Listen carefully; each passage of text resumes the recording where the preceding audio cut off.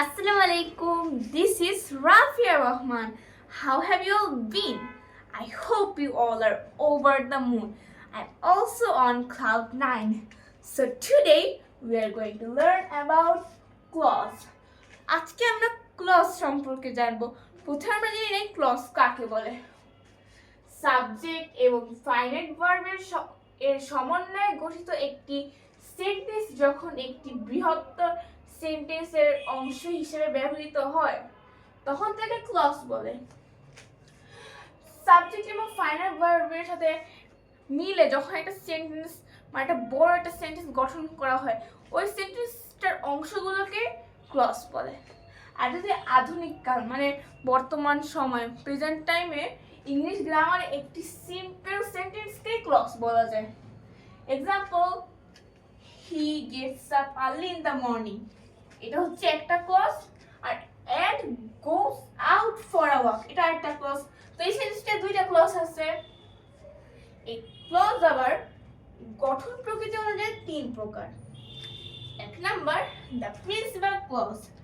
Principal বললেই তো বোঝানো যায় এটা প্রধান। প্রিন্সিপাল ক্লজকে আমরা মেইন ক্লজও বলতে পারবো, ইন্ডিপেন্ডেন্ট ক্লজও বলতে পারবো।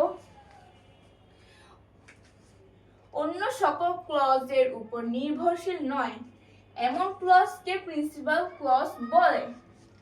প্রিন্সিপাল ক্লজ একাই 100, এটা অন্য কোনো ক্লজকে প্রয়োজন হয় না, তাই এটাকে প্রিন্সিপাল ক্লজ বলে। এটা হচ্ছে একটা এক্সাম্পল হচ্ছে the enemy attacked us when we were asleep. when we were asleep এটা তো বলতে গেলে অন্য একটা ক্লজের প্রয়োজন হয়, তাই এটা হচ্ছে প্রিন্সিপাল ক্লজ না। দ্য এনিমি অ্যাটাক আস এটা তো পুরোটাই অর্থ প্রকাশ করতে পারে, তাই এটা হচ্ছে প্রিন্সিপাল ক্লজ। তারপর 2 নাম্বার হচ্ছে সাবঅর্ডিনেট ক্লজ। সাবঅর্ডিনেট ক্লজ অর্থ প্রকাশের জন্য প্রিন্সিপাল ক্লজের উপর নির্ভরশীল। প্রিন্সিপাল ক্লজ 100 আর সাবঅর্ডিনেট ক্লজ হচ্ছে 150, মানে এটা আধা মার্ক হচ্ছে প্রিন্সিপাল ক্লজের উপর নির্ভরশীল করে। তো এটা একটা এক্সাম্পল হচ্ছে I know the man who helped you.